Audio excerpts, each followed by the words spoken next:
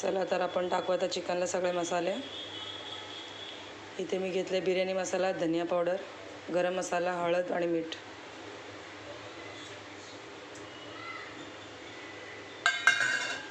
आणि ते आलं, लसूण आणि मिरचीची पेस्ट,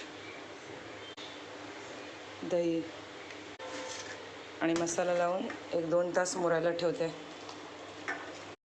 चला तर मित्रांनो, बघू शकता बिर्याणीसाठी मी तांदूळ शिजवून घेतले 70% बासमती तांदूळ आहे। आणि ते तेल तापत ठेवले। आता टाकू आपण कांदे, फ्राय करून घेते कांदे। चला तर मित्रांनो, बघू शकता ते कांदे परतून झाले, मस्त क्रिस्पी झालेत। आता उरलेल्या तेलात आपण टाकूया खडे गरम मसाले, शाही जिरे। तर आता टाकूया चिकन।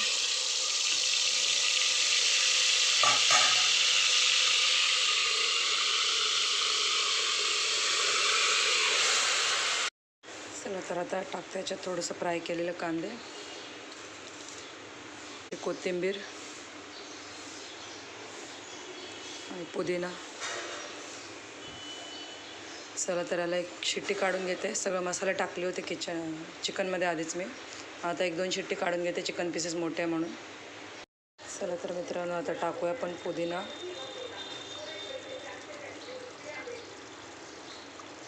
थोडीशी कोथिंबीर, फ्राय केलेले कांदे।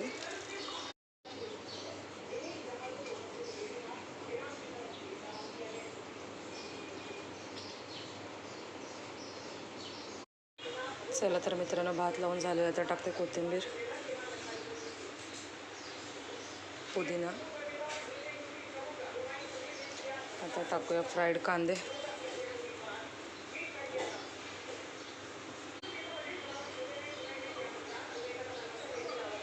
आता टाकते तूप।